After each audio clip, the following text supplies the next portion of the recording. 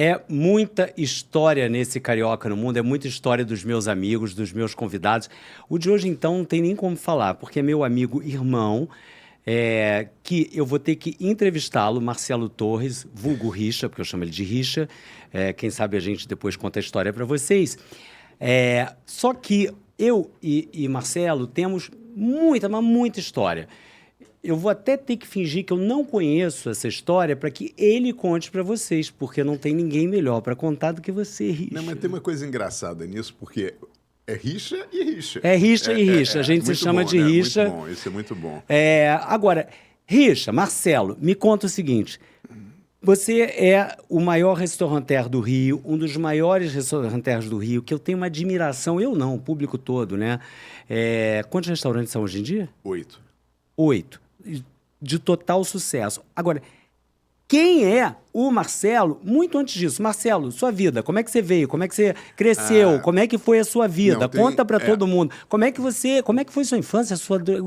Quem é o Marcelo? Eu vou te contar um pouco, até porque essa questão de restaurante é aquela coisa assim que hoje isso está na minha vida, não como meu trabalho, mas como realmente uma coisa que eu sou apaixonado. Eu acho que eu sempre fui apaixonado por comida. Eu tive várias sortes na vida. E uma delas foi a minha avó, mãe da minha mãe, a minha avó Zozô, que era uma super cozinheira baiana, que cozinhava assim, um espetáculo. Eu, desde pequenininho, comendo aquele ovo dela, o ovo frito da vovó Zozô, e tudo que ela fazia era espetacular. E eu, desde pequeno, fiquei muito interessado em cozinha. E é engraçado porque essa minha avó, ela me ensinou a cozinhar e me ensinou a costurar. Então, eu faço uma coisa que pouquíssimas pessoas fazem, mas quando eu era pequeno, primeiro, quando eu era pequeno não tinha grandes coisas para se fazer, né? Tinha 2 canais de televisão, 3 canais de televisão, preto e branco. Não era uma coisa... E como eu gostava muito dessa avó e ficava muito com ela, na casa dela também, enfim, era perto da nossa, eu aprendi a cozinhar e aprendi a costurar. Eu aprendi a costurar na máquina de costura, com pé e tudo. Eu não engraçado. sabia. Você sabe costurar? Eu sei Acabei costurar. de descobrir uma coisa da sua vida que eu não sabia. Bem, quando eu tiver que fazer bainha, eu vou pedir para você. Eu tenho histórias ótimas com costurar. Eu nunca vou me esquecer uma que esse negócio de costura, né? E a Marcela, minha mulher, não sabe costurar nada. Aliás, ninguém hoje em dia sabe costurar. A Mariana sabe, a minha filha do meio, Mariana, sabe costurar, fez aula de costura, eu achei muito bacana, e ela sabe fazer até roupa. Mas antigamente era muito mais comum. Minha avó era uma grande costureira. A minha mãe, eu acho que até os 15 anos de idade, nunca tinha comprado uma roupa. Ela fazia as roupas de baile. Minha avó sabia costurar desse nível e sabia cozinhar banqueteira. Então, eu não sei cozinhar nem tão bem, nem costurar tão bem, mas eu aprendi um pouco dos dois. E eu tenho uma história tão engraçada desse negócio de costura que uma vez eu estava... Eu tinha chegado em Miami e tinha levado umas malas do Filipão, que o Felipe tinha morado um tempo no Brasil e tinha ficado umas malas e falou, traz para mim as malas. Bom, aí levo as malas para ele, estou lá em Miami, num hotel. Ele chega para buscar as malas e eu falo, sobe para o quarto. Aí ele sobe para o quarto, eu estava com saudade dele, não me via há muito tempo, ficamos lá nós dois sentados batendo papo. Lá pela estante, a Marcela estava no quarto, mas ela estava no banheiro, terminando de se arrumar, não sei o quê. Me sai a Marcela do banheiro com o kit de costura e uma roupa e fala o seguinte, oi, Filipão, dá um beijo, não sei o quê, costura isso aqui para mim. Aí o Felipe olha assim... Como é que é? Costura isso aqui para mim? Eu falei, pois é, eu sou o costureiro da família. Eu nunca soube disso. Acabei de descobrir uma novidade. Agora menos porque a Mariana virou a costureira da família e costura muito bem. Tem máquina de costura e tudo. Mas o que você faz? Tipo assim, a bainha? Eu faço bainha, prego botão, siso... Sabe fazer isso tudo? Sei. Gente, é muito talento, né, para uma pessoa só. Não é talento. É que eu aprendi quando era pequeno, pô. Como é que você entrou nessa história de restaurante? Você não era... Não. Você não era restaurateur. Não. A minha origem... aí, enfim, eu comecei a trabalhar com meu irmão, a gente tinha uma empresa de imobiliária pequena, que a gente foi construindo, depois eu tive a oportunidade de ser convidado para trabalhar na Multiplan, quando eu tinha 23 anos, com o Pérez. Foi uma experiência incrível, uma coisa importantíssima na minha vida. Eu fiquei 14 anos com ele e adoro, querido amigo, assim, meu mentor, uma pessoa que eu devo muito, tudo que eu aprendi e a paciência que ele teve comigo, enorme. E, enfim, aí eu tive esse período na Multiplan, e aí depois eu saí da Multiplan, porque eu tive aquele problema, meu irmão morreu, eu tinha que cuidar das coisas da minha família. Mas aí, nesse momento eu já tinha montado o Giuseppe, tá? Porque quando nós O Giuseppe foi seu primeiro restaurante. O que Só para aconteceu? contextualizar para o pessoal, o que é o Giuseppe? Deixa eu ver aqui quando é que foi isso. Início dos anos 90. O Giuseppe é um restaurante italiano, não é isso? No centro da cidade. No centro do Rio de Janeiro. É o meu primeiro restaurante, tem 33 anos. Tem 33 anos, 3 ou 2, no centro da cidade, na 7 de setembro. E no início da década de 90, eu e meu irmão vendemos a empresa que a gente tinha, imobiliária. E aí, na verdade, foi a primeira vez que eu tive uma grana legal na mão. E aí, eu, conversando com meu irmão queria fazer um negócio de tecnologia, que ele adorava, e eu queria fazer de comida, que era o que eu adorava. E aí foi quando eu encontrei a loja do Giuseppe, peguei a loja do Giuseppe e comecei a fazer o projeto do Giuseppe. Eu tinha muito envolvimento com a Itália, porque eu tinha um querido amigo italiano que me fez ficar mais apaixonado pela Itália ainda. E aí, a gastronomia italiana também, um país que eu tinha ido algumas vezes, enfim, já mesmo ainda jovem, eu conhecia bem, porque como eu tinha amigo lá, você, quando é jovem, você faz o quê? Vai para casa do amigo, né? A viagem mais barata do mundo. Você arruma uma grana, arruma de ir para lá, vai para casa do amigo e se mete nos programas do amigo. Tem a festa no fulano, vamos na casa do Beltrano. Então, você vive muito. Eu vivi muito, assim, na década de 80. Eu fui muitas vezes para Roma porque eu tinha um amigo lá, com uma idade muito parecida com a minha, e eu ficava na casa dele, e era muito legal isso. E o pai dele era muito nosso amigo, levava para cá, para lá. Foi muito bacana essa época também. E aí eu peguei essa paixão pela Itália, pela comida italiana, e aprendi a fazer vários pratos da culinária italiana, que para mim era muito divertido, porque não estava na moda esse negócio de cozinhar. E isso foi muito divertido, porque eu, ainda jovem, numa época que as pessoas não cozinhavam, então chegava para uma namoradinha, vamos lá em casa que eu vou fazer um prato para você e tal. Oh, você vai cozinhar para mim? Vou. Então foi divertido isso numa época da minha vida, mas eu gostava mesmo de cozinhar para mim e para os amigos, e era uma coisa que eu sempre quis e gostei de fazer. Tanto é que depois você conhece bem a minha cozinha. Sim, eu fiz a minha cozinha maravilhosa para isso, né? Mas foi quando veio a ideia de fazer um restaurante italiano. E aí, nesse restaurante, eu entrei em todos os detalhes da arquitetura, porque ali eu estava botando duas frustrações: arquitetura e culinária, que eu não era nem arquiteto nem cozinheiro, mas eu amava a arquitetura e amava a culinária, e botei tudo num lugar só. Uma culinária legal. E o Giuseppe, quando abriu o Giuseppe, em 93, as pessoas não acreditavam naquilo, porque a 7 de setembro era infestada de camelôs. Eu tive que pedir, imagina, olha que loucura, eu tive que negociar com os camelôs um espaço de menos de 1 metro na frente do Giuseppe, porque senão quem vinha na 7 de setembro tinha que ir na Rio Branco para entrar, porque era fechado de camelô os dois lados da rua. Era um negócio impressionante. Se mostrar, hoje você não acredita, né? E o centro da cidade era aquela loucura, fervilhava, porque os bancos todos eram ali em volta da gente.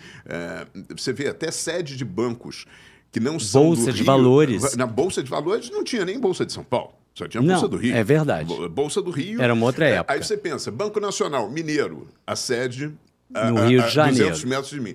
Banco Econômico, Baiano, subsede, assim, pertinho, ali Unibanco. na Rua do Carmo. Tudo ali, o Bamerindos, lá do Sul, do lado. Todos. Tudo ali em volta, né? Fora aquelas corretoras que depois todas viraram bancos, daqueles caras que hoje estão aí, já venderam também seus bancos. Mudou muito. Bom, o centro da cidade fervilhava. Eu me lembro que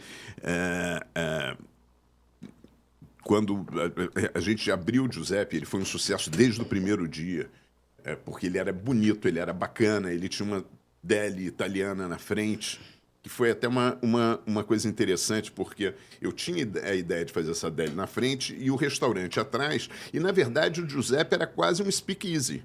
Por quê? Você entrava numa loja, em cima não tinha Giuseppe Restaurante. Você não imaginava que fosse se deparar com aquele restaurante lindo. Aí você entrava numa delicatessen que só tinha produto italiano. Isso eu também vou te explicar o motivo. Porque eu queria essa delicatessen e tal. Aí, cara, quando eu estava assim, para chegar perto... Bom, vamos botar os produtos da delicatessen. Eu falei, cara, eu tô a 100 metros do Lidador. Como é que eu vou... Lidador, gente, era uma importadora, era uma loja de produtos importados aqui no Rio, para quem não conhece. Isso na década de 80, né, não existia. Você não tinha nem Nutella no Brasil. A gente só tinha uma marca de azeite. Então, se você quisesse comprar um azeite diferente, um queijo diferente, para vocês que, de repente, não viveram essa geração, e para vocês que viveram vão se lembrar... A gente ia no Lidador, comprava bacalhau. Tudo. Bacalhau no Lidador, não, salmão norueguês tudo. No Lidador, tudo. E aquelas plaquinhas, não sei se você se lembra. Lembro. As plaquinhas escritas pelo Seu Cabral. Ele escrevia placa por placa de preço de cada coisa. Era uma loja maravilhosa. Era um negócio assim. Aí eu falei, porra, você é um maluco, cara. Como é que você vai fazer uma delicatessen a 100 metros do Lidador? Aí eu tive a ideia. Já sei. Vou fazer uma delicatessen só de produtos italianos e nisso eu vou ser melhor do que ele. Até porque ele não tinha tantos produtos italianos assim, ele tinha mais coisa francesa e portuguesa. E aí a gente montou uma loja com 850 itens italianos. Eu não sabia que tinha isso tudo, mas eu me lembro da loja. Itens italianos. Imagina você chegar numa loja no centro da cidade e encontrar um mini taleggio. Como se fosse um polenguinho que se abria assim. Que não existia no Brasil. A gente não tinha nada. Nada. Enfim, aí... E fora os produtos que já tinham importados, que aí tinha lá em São Paulo, tinham umas 3 ou 4 importadores que traziam muita coisa italiana. Então, eu recheei aquela loja, você entrava na loja, aí tinha uma porta, que também não dizia nada, aquela porta que dava para o bar... E que ali tinha um restaurante que tinha um jardim, um pé direito, um jardim lá atrás, um jardim com uma fonte na frente. Aquela fonte, rapaz, eu trouxe de Florença. Imagina. Caramba. Eu comprei em Florença. Tudo tinha uma história ali. Você começou o storytelling antes das pessoas falarem de storytelling. Olha só, e uma outra coisa. Em todos os nossos restaurantes tem obra de arte. E por um acaso, nesse... Por quê? No Giuseppe, quando eu estava concebendo ele, eu tive a oportunidade, eu estava em Londres e fui num leilão da Sotheby's e tinha umas gravuras italianas que estão lá, de um arquiteto florentino chamado Carlo Lozzi, de 1792, o que valia dizer 200 anos antes. 1792 e eu comprei em 1992. Era um conjunto, acho que, de 6 gravuras. E você sabe que eu sou impulsivo, né? Pum, comprei aquele negócio. Aí eu voltei, né? Aí cheguei, Márcio, pro meu irmão, olha o que eu comprei, essas gravuras lindas, vai dar um status pro nosso restaurante. Nosso restaurante vão ter umas gravuras florentinas de 200 anos atrás que eu comprei na Sotheby's de Londres. Pá. Aí meu irmão falou assim, você ficou maluco? Se o restaurante der errado... Eu falei, se o restaurante der errado, isso vai ser a única coisa que vai ter nele que vai valer alguma coisa, porque o resto não vale nada. E é verdade isso.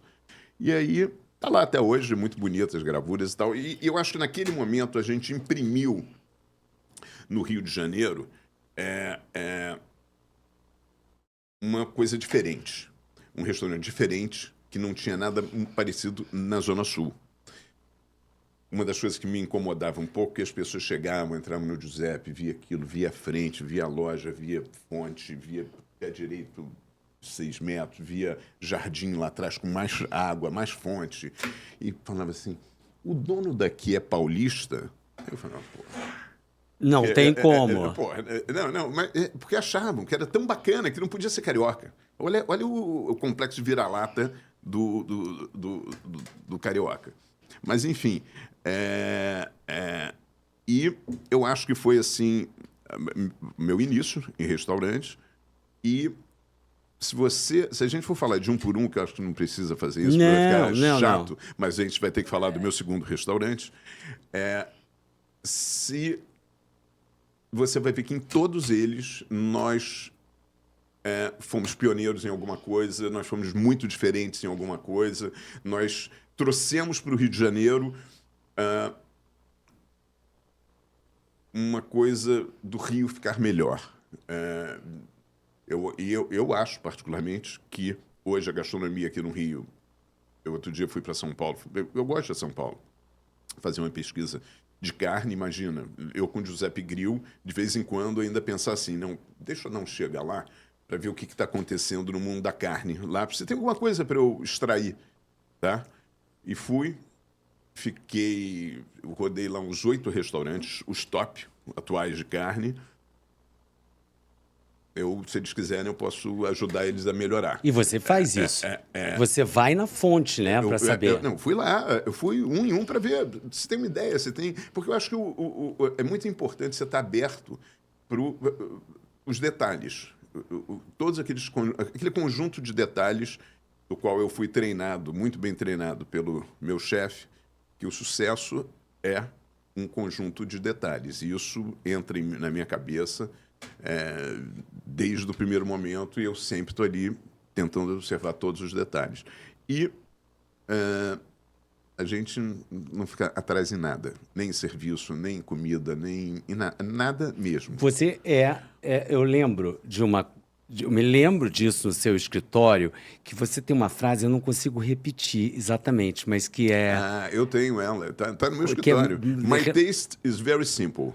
I just want the very best of everything. Meu gosto é muito simples. Eu só quero o melhor de tudo. Eu me lembro, sabia que tinha uma... mas eu tenho isso. Assim, esse fósforo é o melhor do mundo. Eu já gostei dele. Deixa eu ver esse fósforo aí. Eu gosto de coisas boas. E, enfim. Mas aí, o Giuseppe nasceu ali e foi indo. E... Tinha seu irmão. Que você falou muito dele agora, né? Que meu irmão morreu em 96. Que eu acho que foi das grandes perdas, se você me permite, né? Uma coisa... Eu não cheguei a conhecê-lo. Avassaladora. Que foi muito... Mas eu, graças a Deus, tenho você que parece muito com ele. Ah, muito, tá vendo? Muito, muito. E eu... é como se eu sentisse aqui que ele tá aí. E tem uma coisa engraçada, né? Porque essa afinidade... você tinha também com a minha mãe, e ela também achava isso. Que eu me tornei primeiro amigo da mãe dele, da Ana Maria. Vou até compartilhar aqui uma foto de quando a gente se conheceu da época. Vou compartilhar aqui com vocês, que eu amo. Maravilhoso. E você se lembra que vocês estavam almoçando, falando o seguinte... Eu sou muito mais filho dela do que você. Tchau, pode ir embora. Você adorava falar isso pra mim. É verdade. Eu sou muito mais filho dela. Pode ir embora. Eu pedia todo dia o processo de adoção. Que dia que ela ia dar início. No fundo, você e ela são muito parecidos. Muito parecidos. Assim como o Márcio. Assim, de temperamento, são todos leoninos, são todos muito parecidos. Enfim. E aí, seguindo essa sequência, eu me apaixonei pelo ramo de restaurantes, eu dei certo nisso, né? Então isso é um estímulo enorme, né? O teu negócio deu certo. Então eu falei, eu acho que eu entendo disso aqui. E foi quando eu saí da Multiplan para vir cuidar disso e também da empresa de informática que meu irmão tinha criado, que eu tinha que dar uma solução para aquilo, não entendia bem daquilo. Sem ele, você tinha que... Foi complicadíssimo no começo, mas depois eu consegui dar um jeito, mas depois também não foi, e aí acabou que fechou aquela empresa, porque eu realmente não tinha habilidade para aquilo, não consegui botar aquilo para frente. Foi uma coisa também que foi superada, porque ele era representante da Minitel, que era aquele mini computadorzinho francês. Que foi o início da internet. Foi o início da internet. Ele já tinha visto isso, ele tinha pegado a representação da Minitel, e depois, o que eu tinha para fazer com 500 Minitéis? Daquele, aí tinha computador, jogar aquilo fora, pô. Foi horrível. Você teve a visão empresarial de falar assim, tá na hora de eu sair do negócio. E sempre teve, tá na hora de eu entrar no negócio.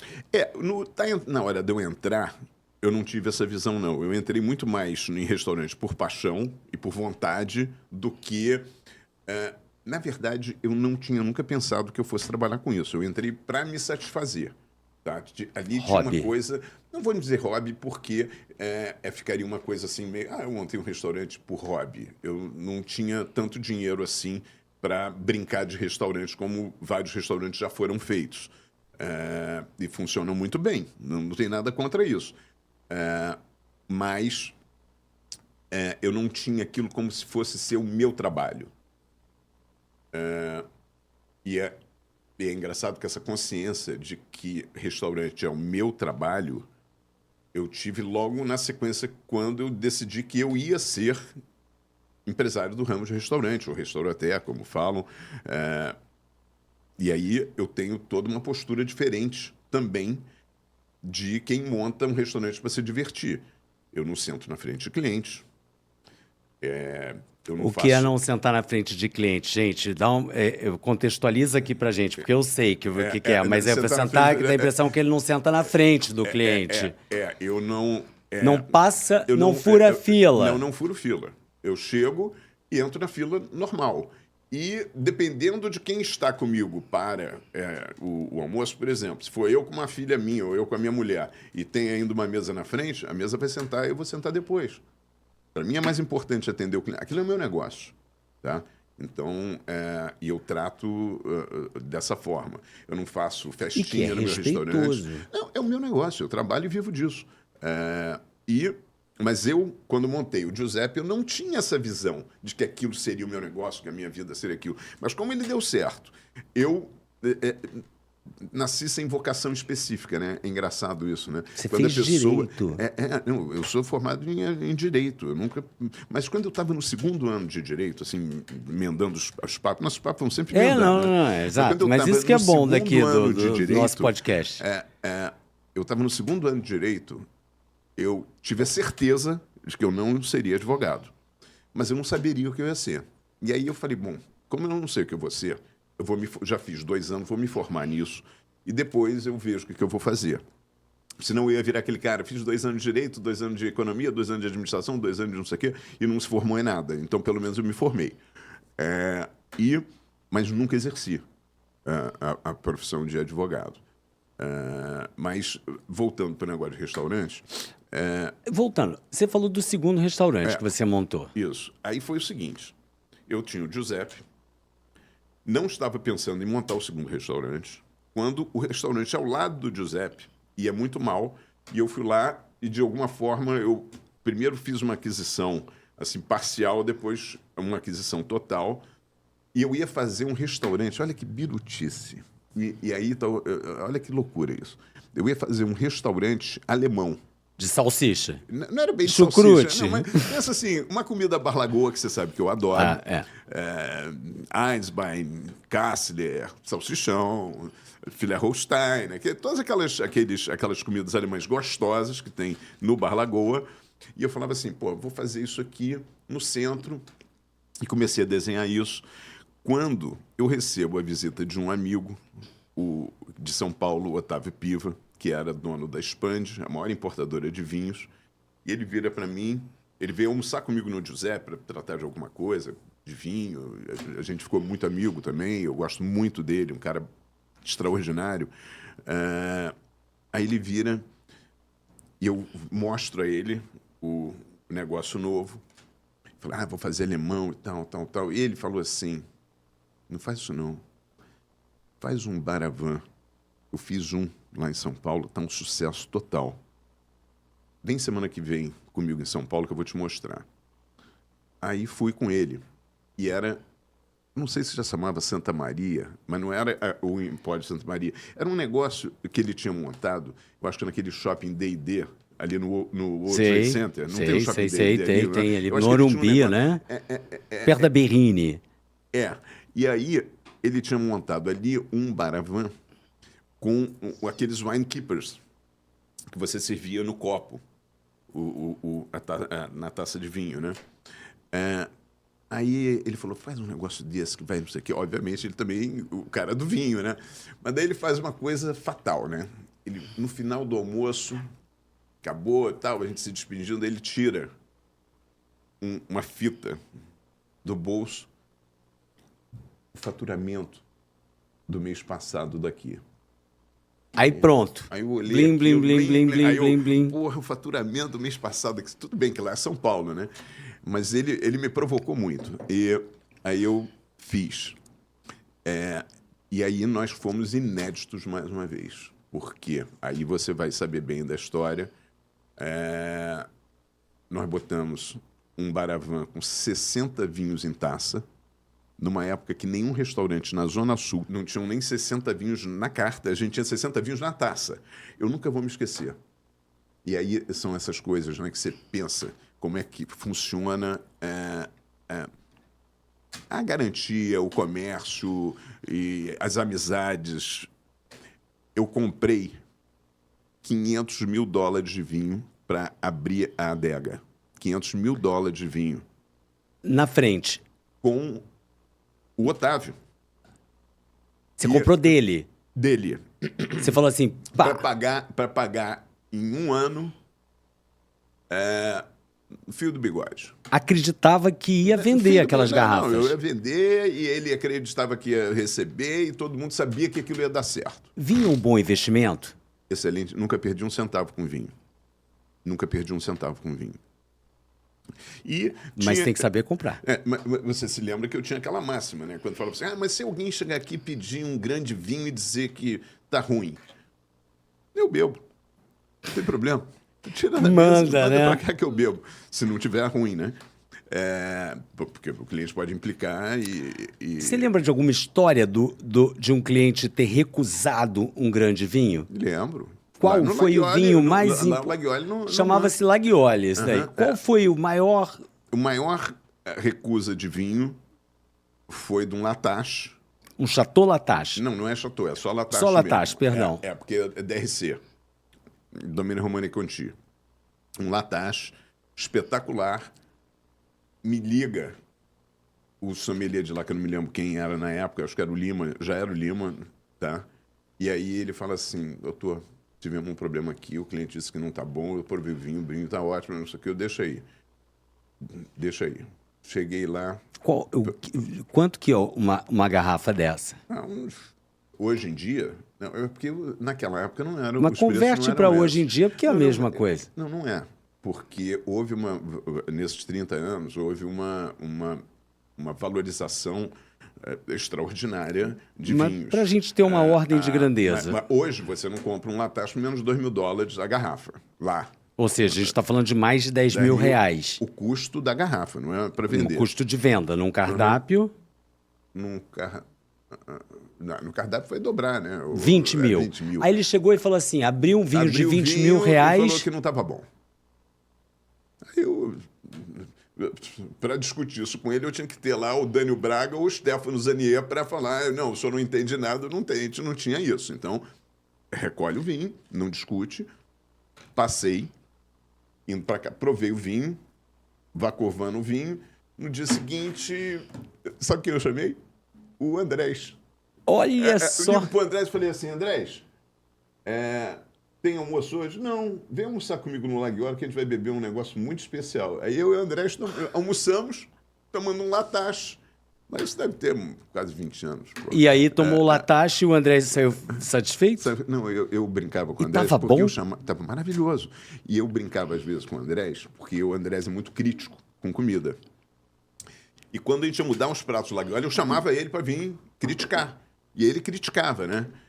E aí eu brincava com ele, porra, você vê, André, minha vida é dura pra burro, né? Todo dia esse negócio de comer isso, beber vinho, provar isso. Ele olhava assim pra mim, com a carinha, tá me sacaneando. A vida é degustar, né? Mas não era nada disso, era só de vez em quando. As pessoas acham que a minha vida também, e assim, eu já não tô reclamando não, eu amo o que eu faço, mas as pessoas, mas você viaja de primeira classe, é maravilhoso, só que elas não lembram que eu tô trabalhando, que eu não durmo no avião, eu durmo menos que a tripulação. Isso, eu mesmo me toquei outro dia, você lembra que a gente estava falando sobre isso? Eu falei, pô, mas não deu pra você dar uma descansada? Você falou, não deu pra dar uma descansada, porque não é só uma filmagem, eu já acompanhei filmagem. Ele já foi comigo viajar, ele sabe o que é. Eu já acompanhei, porque você não é uma filmagem, você filma, você hoje tem um senso crítico muito grande, né? De qualidade. Tem que ter. Não só da imagem, mas também do ambiente todo que você quer. Às vezes, não saiu aquele cantinho. Você tem... É o detalhe. É o conjunto de detalhes. E aí você vai lá e refaz aquilo. Mas, voltando assim para o Laghioli, aí pintou essa loja e aí eu resolvi fazer o Laghioli. No Laghioli, de obra de arte, você se lembra? Tinha os anjos do Sesquiate, Maravilhoso. pendurados no negócio. Aquele jardim com os roxinóis, lembra? Tinha os roxinóis. No final do Laghioli, com uma fonte também. E aquela fonte que vinha uma lâmina assim, de água que caía, fazia um barulho, parecia que o cara estava em outro lugar. Isso tudo no centro da cidade em 1997, cara. Há quase 30 anos atrás. E o centro da cidade... Vem para cá, para perto. O centro da cidade não pode ficar longe do microfone. Não pode. O microfone tem que ficar quase um imã. E o Laghioli foi aquela coisa. E foi nesse momento do Laghioli, antes de abrir o Laghioli, que a gente se conheceu. Eu me lembro que a gente disso. se conheceu. Graças à sua mãe. Graças à minha mãe. Saudosa Ana Maria, que eu amo tanto. É verdade. Você se lembra Parece que ela está aqui com a gente. Aliás, Com seria uma certeza. pessoa que eu adoraria ter aqui no podcast. Já imaginou conversando com a sua mãe? Maravilhoso. Já imaginou a quantidade de história que ela tem? Tinha também. Muita história. Ana Maria teria muita história para contar, né? E aí... A gente se conheceu. É verdade. E imediatamente a gente ficou amigo instantâneo. A gente ficou amigo instantâneo. É verdade. Mas eu acho que tem muito isso, tanto pelo lado da mamãe quanto pelo meu lado, dessa semelhança sua com meu irmão em forma de ver a vida, leveza, jeito, também esse negócio que esquece as coisas mas tá tudo bem. Estabanado, mas no final sempre... O oposto de você, né? Que é todo organizado. Eu nunca esqueci nada. Eu nunca perdi nada. Você sabe o que eu perco de passaporte a cada viagem? Cadê meu passaporte? Cadê meu celular? Eu, com 13 anos, ganhei a chave da minha casa. No dia que eu fui embora da minha casa, eu devolvi a chave para minha mãe. Mãe, agora eu estou indo para minha nova casa. A mesma chave. Eu nunca perdi a chave de casa. Eu nunca perdi nada. Olha eu. Eu nunca... eu sei onde está tudo. Eu perco tudo. A minha tesoura mora há 40 anos no mesmo lugar. Por quê? Eu acabo de usar ela, seja a forma que for, eu vou lá e... A pressa que eu tiver, eu guardo ela de novo no lugar. Porque eu nunca vou ter trabalho para achar ela. Então, eu sou todo metódico. Sempre foi? Sempre fui. E você, com seus negócios também? Também. Mas essa questão de ser metódico, eu fico vendo. Você, Marcela, não sei o quê, passam a metade da vida procurando a carteira não sei aonde. Gente, não sei eu perco que eu esqueci, tudo. Cadê? Não, e eu fico assim, e eu ponho todo mundo apavorado em volta, né? Eu perdi não sei o quê, toda hora eu perco, né? É tão engraçado, porque eu tenho um processo de checklist. Quando eu tô saindo de casa, às vezes eu chego na porta e falo, a orelhinha do meu telefone. Vai assim, carteira, dinheiro, orelhinha, telefone, a chave do carro. Como é que a pessoa pode ser assim? Eu não consigo nem imaginar. Mas isso é condicionamento. Nem se eu tomasse um frasco de Venvance, que é aquele remédio para foco constante, eu acho que daria certo comigo, sabe não. Que a Manuela, que é uma biruta de que é a filha mais velha, falou, pai, o dia que você tomar um Venvance, você vai ficar explosivo. Eu já tomei. Eu não posso. Não, eu já me senti assim, eu já tomei Venvance, eu vou falar, eu tomei por recomendação médica muitos anos, porque eu achava que eu tinha déficit de atenção. Eu me achava o cara mais inteligente do planeta, porque eu ficava assim, eu ficava resolutivo. Que é isso? Pá. Eu pegava assim meus e-mails, eu respondia assim, 900 e-mails de uma vez só, quando eu tomava. Só que depois de um tempo me dava um mau humor, me dava uma irritação. Todas essas coisas. Isso é como uma droga. Tanto você quanto eu, nós nunca tivemos experiências com droga. Então... Eu nunca tive nenhum. Não faz parte do nosso... A gente não é da nossa... Não. Assim, eu não nunca faço me atraiu. Eu não faço ideia do que seria cheirar uma cocaína ou também uma coisa não. assim. Eu não faço ideia. Eu também não faço ideia. Passam muito longe de mim. Eu não... Enfim... Bom, voltando ao Laghioli. E aí foi quando a gente se conheceu e abriu o Laghioli, que foi o outro sucesso. E Total. aí eu fiquei super animado com aquilo. E tinha uma coisa muito interessante, né? Porque eu tinha restaurantes, eu fazia sucesso em restaurantes, mas era no centro da cidade, só trabalhava no almoço de segunda a sexta. E tinha um happy hour do Giuseppe. É verdade. Eu Então, tinha final de semana sábado livre. E domingo, Você Não, tirava... eu me lembro. Mas você ia trabalhar também sábado e domingo? Às vezes eu ia sábado. Eu ia fazer contagem. Sábado eu trabalhei muitos sábados. E alguns domingos também, mas interno. Porque tem uma outra característica minha de dono de restaurante, que não é muito comum. Eu nunca trabalhei na cozinha, ou seja, eu nunca fiz um prato e vendi, assim como eu nunca trabalhei no salão. Eu nunca... Eu não sou o dono do restaurante. Pô, tá lá todo dia no restaurante. Ô, meu amigo, não. É aquele restaurante que tá ali e faz a recepção do restaurante, que é muito comum e tal. Até porque você sabe que eu tenho uma dificuldade de me socializar e uma preguiça disso terrível, né? Então, eu sempre... aquilo que a gente estava falando antes de começar aqui, né? Eu nunca tive rede social, eu nunca tive Facebook, eu nunca tive nada disso. Eu nunca tive nada disso. Você nunca postou? Nunca postei nada, nunca tive nada. Mas você eu vivo... acompanha. Eu tenho um Instagram que eu acompanho pescaria, restaurantes, as meninas, para saber e ver, mas você sabe As meninas são as filhas dele, tá, gente? Pelo amor de Deus, as meninas da impressão deixa eu deixar claro aqui, senão ele fica acompanhando as meninas. Olha, mas você conhece, você sabe, mas eu tenho que traduzir, meu né? harém, né? Ele tem um harém, é verdade. Harém, gente, peraí. Engraçada do ele mundo, traduz o que é harém, pelo amor de Deus. A coisa aqui. mais engraçada do mundo foi agora, a última viagem que a gente fez, tem 2, 3 meses, aquela que a gente foi para Chapada do Veadeiro. E aí eu encontrei com alguém e falei assim, fui eu, Marcelo e as meninas. Aí eu que olhei, é o seu harém, sua mulher e as três filhas. Não, aí eu olhei e falei o seguinte, não fui eu e Marcelo e as meninas. Viajou eu e 4 mulheres, adultas, que brigam uma com a outra, mãe, filha, irmã, aquela confusão, e eu fico ali, né? Eu só... Você é paciente? Porque 4 mulheres, geralmente mulher precisa de mais tempo, às vezes, para se arrumar, né? Cara, com 4, você está acostumado, né? Você vive de vez em quando, vambora, não sei o que e tal. Senão não anda, né? Você é mais rápido? Ou eu sou muito rápido. Sou muito rápido. E elas vão sempre... mas a verdade é a seguinte... Desculpem as mulheres que eu estou falando isso, mas é que eu quero dizer o seguinte, é que vocês levam mais tempo, porque tem maquiagem, tem o cabelo, tem não sei o quê, tem não sei o quê, e a gente é mais rápido. Não, eu fico pronto em 5 minutos. Vamos para um casamento. Vou dar uma dormidinha. Marcelo, me acorda 5 minutos antes. Ela já foi pro cabeleireiro, ela tá se arrumando, ela botou a roupa, ela fez um não sei o quê. Leva mais tempo para ficar... Eu tomo um banho, boto terno e gravata e tô pronto. Porque casamento você não tem nem que pensar o que você vai botar, né? Então já tá pronto. Richa, deixa eu voltar aqui com o assunto restaurante. Você sempre viajou e viaja.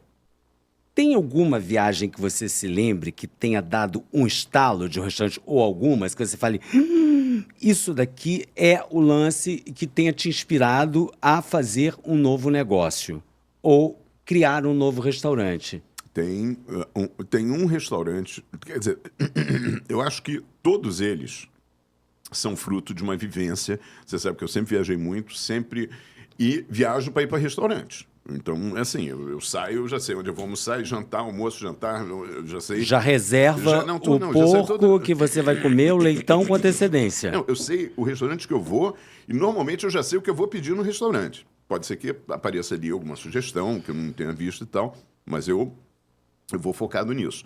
Eu não tenho a menor dúvida que todos eles são um conjunto de memórias de coisas que eu vou pegando de um, de outro e tal. Mas tem um especial, que é o Xi'an, que ele realmente foi fruto de uma convivência que eu tive com o Budokan, tenho até hoje, porque é o restaurante que a Marcela mais gosta. O Xi'an é o restaurante asiático, aqui no Rio, asiático, que tem uma vista linda. É ali do lado do aeroporto.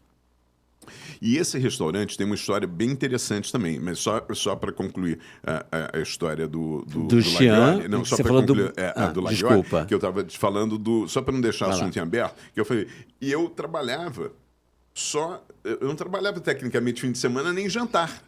Então, e assim foi durante 10 anos. Porque os meus 3 primeiros restaurantes eram no centro da cidade, só serviam almoço, segunda a sexta, sábado, domingo fechado, carnaval, férias coletiva. E eu me lembro da primeira vez que eu cheguei num restaurante na Zona Sul,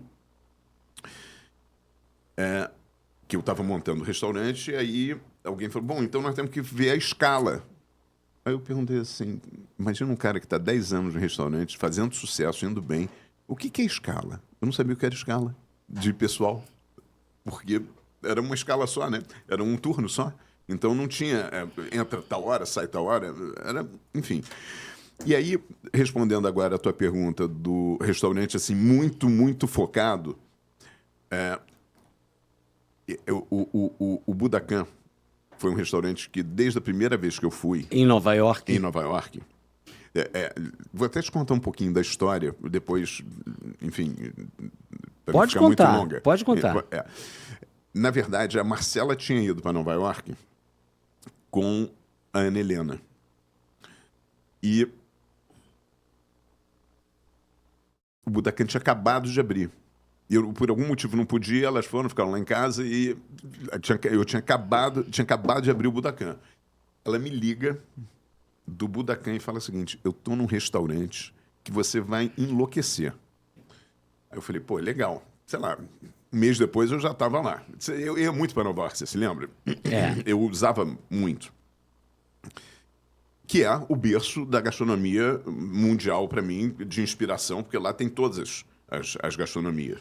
Você fala, a Índia, o chefe é indiano, o produto é indiano, o talher é indiano, enfim, é original. E muitas vezes melhor do que nos seus lugares de origem, né? E aí, eu cheguei no Budokan e foi assim, foi muito impactante tudo. Eu cheguei... E também foi a primeira vez que tinha me acontecido isso. Isso nunca tinha me acontecido. Com reserva.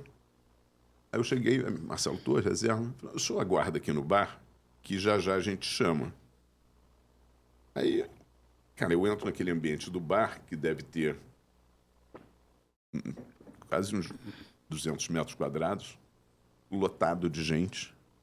Aí a mulher some, me deixa ali com um monte de gente. Eu olho para Marcelo e falo assim... Nunca mais, que coisa mais esquisita, porra. Eu tenho a reserva, a mulher manda eu esperar aqui, isso aqui. Aí e como é que vão achar, gente? Como é que ela vai saber que eu sou o Marcelo Torres, que ela me largou aqui? Com aquele monte de gente esperando. Com aquele monte de gente. Você tá entendendo? Deve falar, aquele cara com a menina loura, sei lá, não sei qual é a identificação. Bom, aí eu nunca vou me esquecer. Aí, aquele jogo dos 7 erros. Chego lá no bar... Pego um suco de tomate para Marcela e o primeiro erro, um dry martini para mim. Num lugar lotado, meu dry martini sambando, entornando, não sei o quê. Cara, quando eu entrego o suco de tomate para Marcela, a mulher, senhor Torres, me acompanhe, por favor. Aí desço aquelas escadas, olho aquele lugar, falo, putz, que lugar é esse, cara? Pá. Aí... Sentamos, aí vem um garçom, parecia um artista de Hollywood, simpático, bonito. Você sabe que eu sou exagerado, eu comecei a olhar o cardápio. Olha, eu quero isso. Porque eu peço coisas também, não é que eu vá comer aquilo tudo, mas eu quero provar as coisas. Então, às vezes, eu provo e tá bom. Ah, se o senhor não gostou, não, adorei, mas eu preciso provar as coisas. Eu fui pedindo. Aí lá pelas tantas, ele vira e fala, olha... já tem coisa demais. Aí eu falei, mas eu queria comer esse aqui também. Aí ele falou, come tudo. O que você quiser do cardápio depois, porque eu falei, esse cara vai sumir, nunca mais vai aparecer aqui um restaurante, mas gigante, tudo... Muito impressionante, muito né? impressionante. Ele é muito impactante, o Budokan. E aí, ainda mais para a época, tá? Estamos falando de 20 anos. Praticamente, não é 20, mas perto de 20. Ninguém fazia uma coisa tão grandiosa com aquela decoração. É perto de 20, sim. E a cenografia? Bom, aquela mesa do Harry Potter, que eu brinco que é a mesa do Harry Potter. Eu já comi todos, porque eu fui dezenas de vezes lá, porque é o restaurante que a Marcela mais gosta. E ela não gosta muito de ir mais para restaurante, então a gente sempre vai lá. Enfim, aí o cara vira e fala assim, o senhor pede isso. Depois, se o senhor quiser, qualquer coisa do cardápio eu lhe trago em 5 minutos. Aí o cara me ofendeu. E, obviamente, o que eu fiz? Pedi tudo, veio tudo perfeito. Mais um drink, mais não sei o quê. Mas quando acabou tudo empanzinado... Eu quero isso aqui. Eu quero... Você queria experimentar? Eu queria ver se chegava em 5 minutos. Pá! 5 minutos, o troço estava na minha frente. Nunca vou me esquecer, a pipoca de camarão, que não estava na moda, ninguém sabia o que era pipoca de camarão. Eu fiquei doido com aquilo, né? Quando você come uma pipoca de camarão com aquele molhinho meio apimentado, Maravilhoso. um negócio de doido. E aí virei Budokan, e eu olhava, todas aquelas vezes que eu ia pro Budokan, eu olhava e falava assim, puxa, tinha que ter um negócio desse no Rio de Janeiro, tinha que ter um negócio desse no Rio de Janeiro. Quando eu fui convidado para entrar na operação do Xian, na verdade, eu fui convidado pelo Paulo Stuart, meu amigo também da vida inteira, querido amigo, que era quem coordenava aquela operação. E, na verdade, ele queria botar um Giuseppe Grill e um Sushi Leblon, que naquela altura era da mulher dele. E quando eu olhei aquele espaço, eu falei, Paulo, não faz isso não. Dá para mim, que eu vou fazer aqui. Você vai pegar um diamante desse tamanho e vai dividir em dois. Vão ficar duas joias bonitas, um Giuseppe Grill ali e um Sushi Sim. Leblon. Não tem a menor dúvida que estaria funcionando muito bem. Mas vamos fazer aqui um troço que não tem no Brasil. Vamos fazer um Budokan. Ele olhou... Ele não pensou duas vezes. Ele olhou... Pode fazer. Vamos fazer um negócio Ele desse. sabia do que se tratava. Sabia do que se tratava. Aí, a gente assim, bom, vamos chamar quem, não sei o que e tal. Resolvemos chamar o Miguel Pinto Guimarães para ser o arquiteto. Grande arquiteto. Maravilhoso. E quando eu contratei ele, eu falei o seguinte, põe aí no teu contrato, você vai passar uma semana comigo em Nova York. Enfia no teu custo aí do contrato, ele botou e tal, e ele foi e passou uma semana comigo em Nova York. Porque naquela altura o Xian ia ter um Budokan, mas ia ter uma night também. Então nós fizemos uma pesquisa super interessante, foi assim, super criativo. O Miguel é brilhante. E ele que inventou aqueles degraus. Sim, que sim. Que eu adoro aquilo. Como se fosse quase uma arquibancada para você. Eu me lembro dele inventando aquilo, porque a gente estava num outro negócio. Você lembra um lugar chamado Lavo? Sim. Ali na frente... Na verdade, é na frente do tal Midtown. Sim, na 57. sim. Na 59. Fechou esse Lavo. Ele tinha uma night. E eu nunca a gente foi fazer pesquisa de night, mas eu sabia exatamente a night que eu queria. Eu fui lá com o Miguel, a gente viu. Mas aí, nessa night, que não tinha nada a ver com a night que eu queria, tinha uma arquibancada assim. Aí eu vejo o Miguel subindo na arquibancada, sozinho ali, olhando de cima, assim e tal. Aí eu fui lá, aí ele olhou para mim e falou assim, pô, olha que interessante isso aqui e tal. No dia seguinte, ele me liga e fala assim, Marcelão, estou no Central Park, montei minha prancheta aqui, birutão, né? Foi pro Central Park, naquela área do xadrez, montou a prancheta dele lá e fez o croquis, falou, vem para cá que eu quero te mostrar onde é que nós já chegamos. Cara, quando eu olhei o croquis, eu falei assim, Miguel, posso pedir um favor? Não mexe nada, porque artista tem mania de, não, vou melhorar, e às vezes vai melhorar, não melhora, não. Eu falei, cara, esse croquis... Depois, você acredita que a gente tem a foto do croquis, mas ele falou, eu perdi a porra do croquis. O croquis que ele desenhou no Central Park. E aí foi o projeto do Xian. E esse definitivamente nasceu de uma vontade. Nós tivemos muito problema para aprovação lá. Porque tinha IFAM, tinha Infraero, imagina todas as dificuldades. Nós passamos por muitas dificuldades para aprovar o Xian. Eu demorei 2 anos indo prefeitura, IFAM, mas não sei o quê. Não pode. Uma complicação tremenda. E aí teve um dia que eu desisti de fazer o Xian. De tanta barreira. Eu desisti, me deu assim um troço, peguei e fui para Nova York. Fiquei lá uns dias em casa e tal, pensando. Aí fui no Budokan. Aí eu olhei o Budokan, falei, não posso desistir. Aí o Marcelo me deu força. Não, vai lá, não desiste não. Voltei, ganhei. Sabe, peguei oxigênio, voltei, terminamos as aprovações todas e fizemos o Xian. que eu acho que é um presente para o Rio de Janeiro. Não, é maravilhoso. Fora a vista daquele lugar. Não existe. Não existe. Não existe. Aliás, o Rio de Janeiro não tem restaurante com vista, né? É uma tem cidade... poucos, né? Tem Acho que pouquíssimo. Uma poucos, cidade tão maravilhosa. Você vê o seguinte, cara. Quando você vai para o Nordeste, você tem um monte de estruturas de praia muito mais bem organizadas do que as estruturas de praia aqui do Rio. É bem verdade que você não conseguiria fazer nas praias do Rio aquelas coisas que tem na Praia do Futuro, em outras praias. Ou mais isoladas, né, também. Que, tipo os clubes, né? Trancoso. Aqueles clubes que tem em Saint-Tropez, mas tem no Nordeste. E que eu acho, assim, um facilitador da vida tremendo, pô. Porque eu fui comer ostra na praia pela primeira vez na minha vida há 10 anos atrás, quando fizeram esses quiosques novos, que começaram a ter comida. Antigamente você não tinha. Era sanduíche, aquele cachorro-quente do Genial. Panqueca, tapioca, sei lá, uns troços assim. Não tinha comida na praia. Hoje em dia você vai para um quiosque, tem vários quiosques. Eu não sou muito frequentador, mas tem vários quiosques que você senta ali e tem tudo. E bons. Né? Me conta o seguinte. Você falou do conceito, que eu estou vendo que você... E eu sei disso, que você acredita muito no conceito, né? No storytelling. E todos os 8 restaurantes, cada um com sua personalidade, suas características, suas gastronomias... Agora, todos com muito sucesso. Tem uma coisa nisso. Você repara que eu não repito restaurante. Não, você não repete. Gosto de... Conceito, não repete gastronomia, não repete cardápio. Cada um é mais impressionante que o outro, né? São maravilhosos. Tá aí o grupo Best For, que eu vou deixar aqui. Tá aí o site para vocês. Vocês que não conhecem, sei que muitos conhecem, né? Quem é frequentador do Rio de Janeiro sabe.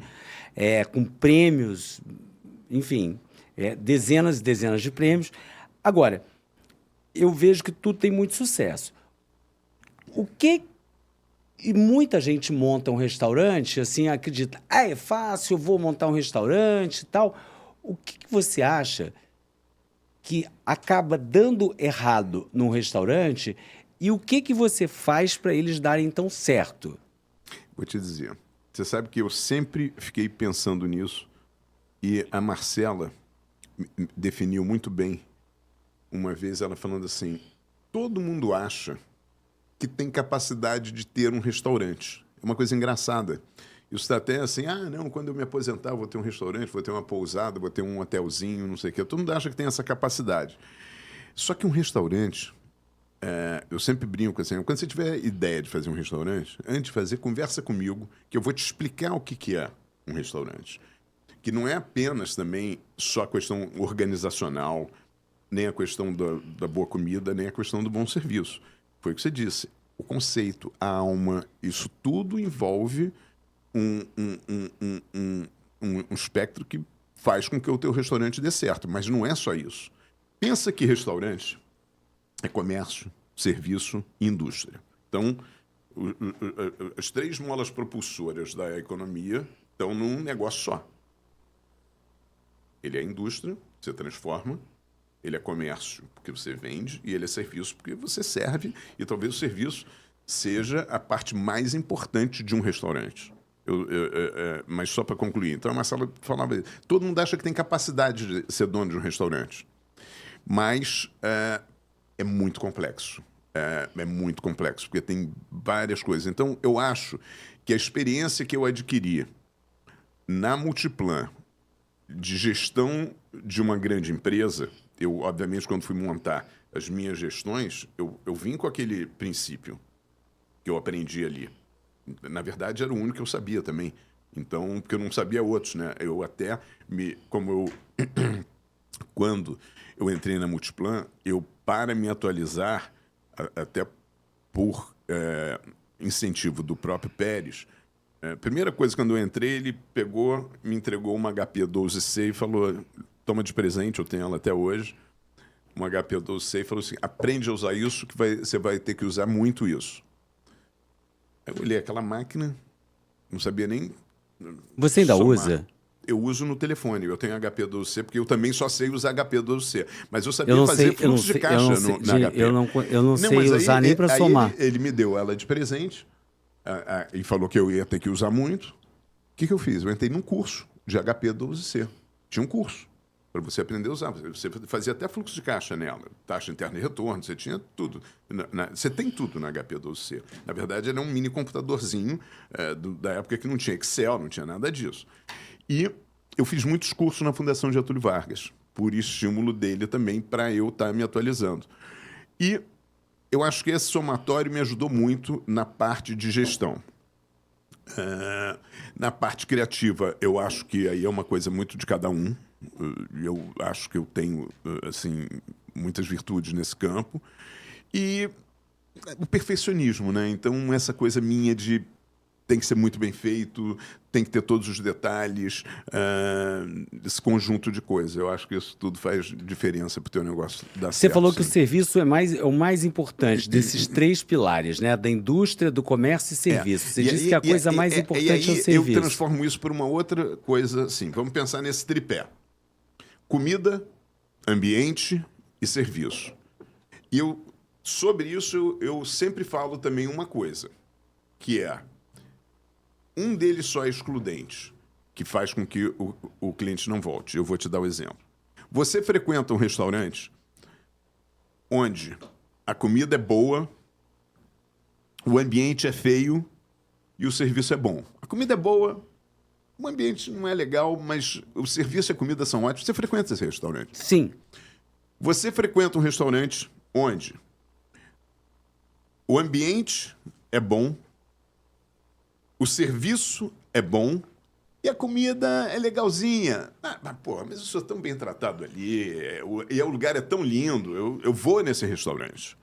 Mas você não frequenta um restaurante que a comida é maravilhosa, o ambiente é maravilhoso e o serviço é ruim.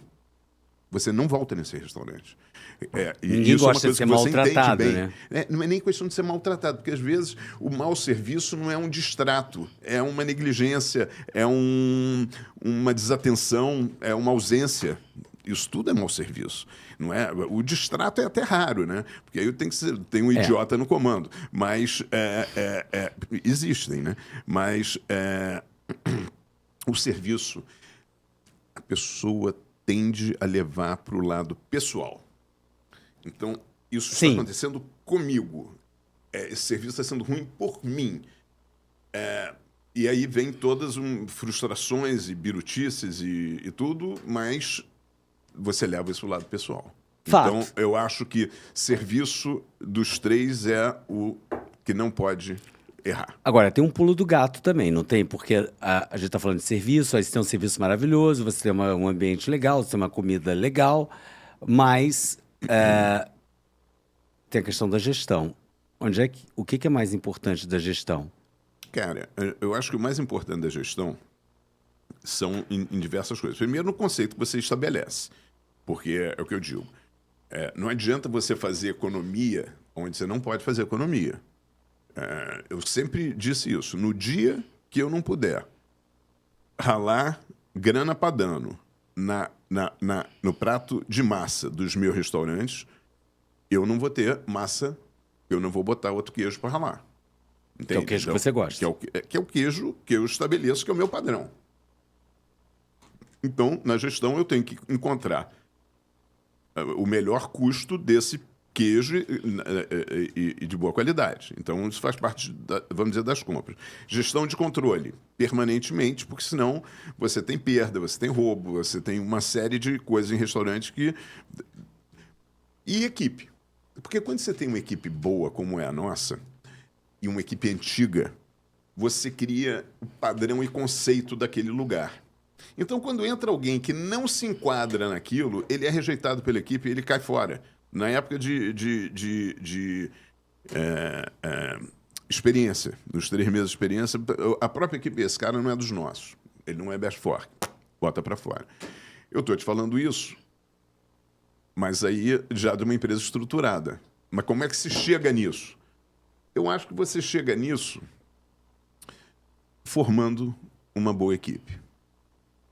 E como é que se forma uma boa equipe? Se preocupando com ela, sendo atencioso com a sua equipe, cuidando da sua equipe. Eu sempre digo o seguinte, eu nunca cuidei dos clientes. Nunca. Nunca tive trato com clientes, não falo com clientes. Nunca falei com clientes. Em 32 anos, eu nunca entrei para falar com cliente. O que eu faço? Eu cuido da minha equipe para que ela cuide do cliente como eu gosto. Eu gosto de ser cuidado. Então, a nossa equipe, eu acho que é o que faz toda a diferença. E é o que eu brinco.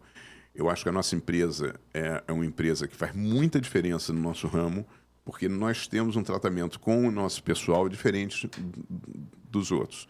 Nós nos preocupamos, nós temos uma proximidade, apesar da empresa ter ficado grande, né?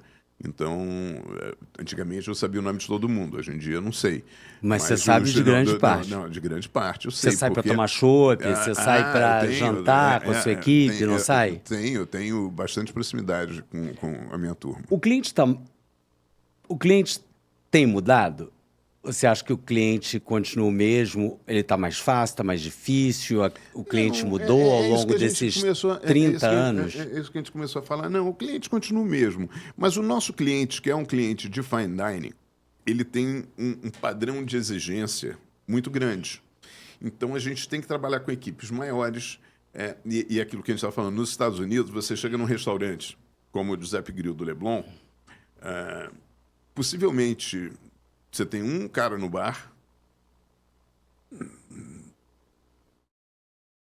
4 pessoas no salão e 5 na cozinha para servir aquele... Eu tenho o triplo disso.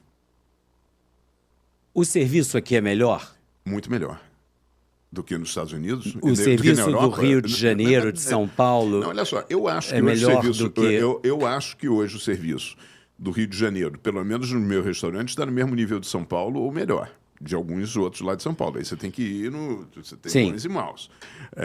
Mas eu acho que o serviço em geral no Brasil melhorou muito e o serviço em geral no Brasil é melhor do que nos Estados Unidos e na Europa, porque você tem mais gente. As pessoas não são tão eficientes. Obviamente, quando você chega lá, aquele garçom vem... Esse garçom que eu te falei do Budokan, que é um cara inteligente... Ele faz mas ele some. Então ele tira o teu pedido e não aparece de novo. O nosso garçom pode vir, às vezes, um pouco mais lento, mais devagar, mas com muita genuinidade e mais tempo para o cliente, né? Ele se dedica mais ao cliente, ele cria então, uma relação. É um tipo de atendimento diferente. E nos Estados Unidos, você, às vezes, passou a rodada, o cara veio e tirou o pedido de bebida, foi embora. Eu me lembro isso porque as meninas mal acostumadas, você quer beber, eu quero, não quero nada. Aí, de repente, eu vou querer uma coca. Essa hora já passou. Pedido de bebida ela já fez, agora está vindo a comida. E não vai aparecer. Então você tem que pedir as coisas na hora certa lá. Deixa eu te perguntar Fora aquela coisa que tem nos Estados Unidos, é o seguinte, se você quer um café, não sei o que, o cara vem, bota a conta na tua mesa. Tchau. Bota a conta na mesa aqui de um cliente sem ele pedir. Terceira Guerra Mundial, bicho. Agora, o brasileiro aceita isso quando vai para os Estados Unidos, para Miami, Nova York, não. Por que você acha isso? Porque ele tem que... Lá ele aceita ou ele não vai. E ele lá é gringo, né? Ele lá não... Você tá entendendo? Se o cara botar a conta na mesa, você acha que ele vai... eu não pedi a conta? Nem vai entender isso, porque é cultural. Você entende? Então, eu acho... E ele tem que se adaptar. Ele tem que aceitar. E ele aceita, mas chega aqui ele não aceita aqui isso. Ele não aceita, não. Aqui... E o tempo de percepção do cliente... Aqui eu acho que tem uma coisa que cada minuto parece meia hora, você entende? Então, já tô... E hoje é engraçado porque a gente tem gravação, né, de tudo. E quando dá erro numa mesa, e a gente identifica esse erro, ou porque o cliente reclamou, ou internamente, nós depois estudamos o erro daquela mesa. E às vezes o cara fala, eu fiquei esperando 20 minutos... não sei o que não apareceu. Aí você vê o tempo real que aquilo aconteceu, foram 4 minutos. Não foram 20 minutos, mas é a percepção da pessoa que está insatisfeita. Por isso que, desde a recepção, você tem que... Quando o cara tem problema na recepção, normalmente ele vai ter... a menos que o garçom e o maître na mesa quebrem é aquele... Ele, Você fica sabendo que você controla. sente. Teve um lance que aconteceu num dos seus restaurantes, que me chamou muita atenção recentemente, que isso acabou rolando e todo mundo sabendo, graças à câmera de segurança, que é tão importante, você descobriu que um cliente teve a coragem, do fine dining, um cliente de alto nível, teve a coragem de roubar uma peça, uma obra de arte do restaurante, colocar no bolso, sair correndo, chegar e você descobriu porque a câmera de segurança filmou isso. Como é que isso existe? Eu já vi isso em hotel. Já vi gente até roubar a cortina do quarto. Inclusive, quando eu trabalhava em hotel, uma vez uma mulher, que era uma comissária da Alitalia, da extinta Alitalia, ela desaparafusou a cortina do painel, aqueles painéis de cortina que a gente usava antigamente, sabe? Ela desaparafusou, dobrou aquilo, um painel, e botou na mala. Mas em hotel, você se lembra que antigamente, muitos anos atrás, todo mundo achava que podia levar uma toalha, levar um não sei o quê. Cinzeiro. Um cinzeiro. Cinzeiro, que tinha cinzeiro no quarto. Hoje em dia você não vê mais cinzeiro. Tinha uns lugares que tinha assim, esse cinzeiro foi roubado do lugar tal. Era maravilhoso. Muito engraçado. Era maravilhoso. Muito engraçado isso. Mas... Cliente faz isso? Faz.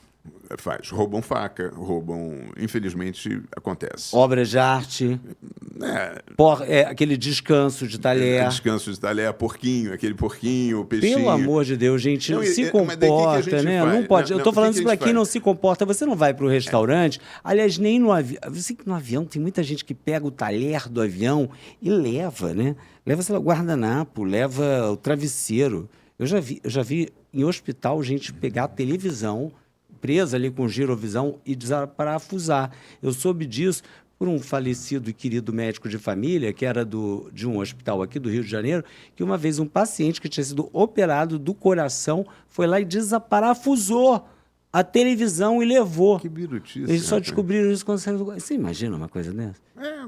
Acontece, né? É doido, né? Dá de tudo, cara. A gente lida com o público e a gente recebe milhares de pessoas todos os dias. Tem uma a gente coisa... não recebe mais poucas, são milhares. Tem um lance que eu admiro muito em você, que você sempre teve, que é um senso de proteção da sua equipe, né? Uhum. Um cliente passar do limite com a sua equipe ou com alguém da sua equipe e você falar, chega. Já aconteceu. Das poucas vezes que eu interferi com clientes, porque você sabe que eu não gosto, não tenho esse trato de lidar com clientes, não é mesmo? Não gosto disso. Você sabe que eu tenho... Eu sou um backstage totalmente engraçado backstage. que você aqui, desenvolvimento, você fica tímido. Não, na hora, não? É que eu não gosto dessa relação. Você sabe que eu sou totalmente privativo. Eu nunca tive... O cara que nunca teve Facebook, nunca teve nada disso. Eu não sabe, eu fico pensando assim, tem umas pessoas que... Quando fui entender o Instagram, eu falei assim, meu Deus do céu, o que alguém quer saber o que o outro comeu no café da manhã? Eu não tenho o menor interesse pela vida dos outros. Ai, meu Deus, eu nunca mais vou postar que eu comi... Não, mas você... Ex-Benedict. Não, meu querido. Você eu vejo porque eu quero saber onde você comeu aquilo para eu ir comer também. Ah, tá. Mas é porque tem os caras que falam assim... eu fico vendo, falando assim... Essa falta de interesse que eu tenho pela vida alheia me ajudou muito porque eu não perco tempo vendo a vida dos outros. E as pessoas gostam, né? As pessoas... E você sabe que eu tenho a minha estrutura de amizades são amizades muito antigas. Então, meus amigos são sempre os mesmos amigos a vida inteira. Mas eu quero voltar aqui no que eu tinha perguntado, que eu acho que é uma coisa que eu admiro muito em você, que é esse senso de justiça e de proteção. Aí você me falou... Me conta. Não, isso me aconteceu uma vez, em específico. Eu já tive outras situações que eu não estava diretamente ligado, mas nós nos posicionamos de assédio, disso, daquilo. Já tive uns 3 casos de assédio que eu contratei o advogado para proteger a minha hostess. Você está entendendo? Assédio. Assédio sexual, se- moral, sexual, assédio... Eu não sabia disso. Ah, já tive. E de ofender, Imagina, a menina tá lá trabalhando, podia ser tua filha, podia ser minha filha. São meninas que estão ali, ainda mais as hostess. Profissionais. Normalmente as hostess, elas estão ali num período, ela é estudante, ela é isso, é um período da vida dela que ela está exercendo aquela função. São meninas de família normais, bacanérrimas. Que estão ali trabalhando, não interessa, né? Que seja profissional, seja o homem, seja a mulher. Isso, mas, assim, o caso mais grave que eu tive foi de um sujeito maleducadíssimo que começou a ofender um maître nosso, que até já faleceu, que era um senhor. E eu tô ali vendo aquilo de longe, aquele negócio começou a me incomodar profundamente. Eu já tinha pedido, porra, tira ele da mesa, bota outro, não sei o que e tal. E o cara começou a dar um não sei o que. Aí lá pelas tantas o cara falou assim: porque eu vou falar com o Marcelo Torres. Aí me deu aquele... E ele te conhecia? Não. Usou o nome? Não, mas todo mundo usa isso, né? Aí eu falei assim: você vai falar com o Marcelo Torres? Eu tô aqui. O que você vai falar? Não, porque não sei o que e tal. Com esse vozeirão. Aí eu falei assim: eu queria te pedir para sair do meu restaurante agora. Eu falei: isso aqui é uma propriedade privada, eu sou o dono, estou pedindo para o senhor sair daqui agora. Aí não sei o que e tal. Encaminhei ele para fora do restaurante e botei para fora. Aliás, ele não ia se meter com você, né? Com essa... E você falando baixo, mas com esse vozeirão, eu ia ter medo. Mas ele saiu? Saiu. Enfiou a viola no saco. E foi embora. Pagou a conta? Cara, eu nem me lembro, eu nem me importei com isso também. Ali foi uma situação tão bizarra. Hoje em dia, o que eu peço? Porque, infelizmente, ainda acontece isso, do cara descontar em cima de quem está ali atendendo a mesa. E ser grosseiro, e ser ofensivo, isso, aquilo. E, às vezes, até incomodar o resto do restaurante, né? Porque nós dois estamos aqui numa conversa numa mesa, aí começa um cara aqui do lado, né, mesa ao lado, a gritar, a xingar, não sei o que e tal. Isso cria um ambiente terrível. A instrução que nós temos hoje é o seguinte: casos assim, começou a tratar mal, gritar, humilhar, né? Todo mundo começa a filmar ele. Com celular? Com celular. Filma ele. Vamos fazer ele ficar famoso. Filma ele.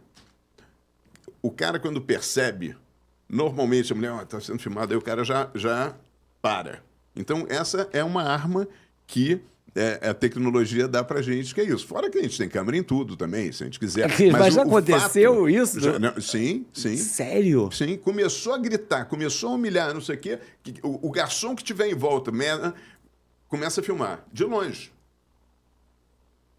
O cliente sossega. Para. Eu já vi várias cenas dessas, nunca vi isso em restaurante, mas já vi isso em avião, da pessoa começar a fazer um escândalo. Tiveram vários casos aí que vazaram, né? De passageiros serem retirados porque fizeram um escândalo dentro do avião. Até porque isso compromete. Absurdo, né? Aqui é outro absurdo, né? Dar escândalo dentro de avião, porra. Aquilo compromete tudo. Tem pessoas que estão ali tensas, sabe?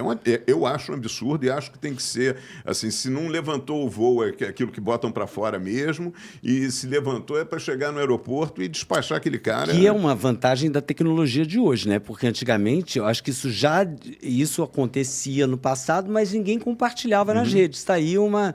Já que não é... Eu acho isso, eu aplaudo quando eu vejo alguém que está fazendo uma malcriação em algum lugar ser retirado dali, porque de fato incomoda, né? Muito. Você sabe que uma vez eu fui herói num avião. Sério?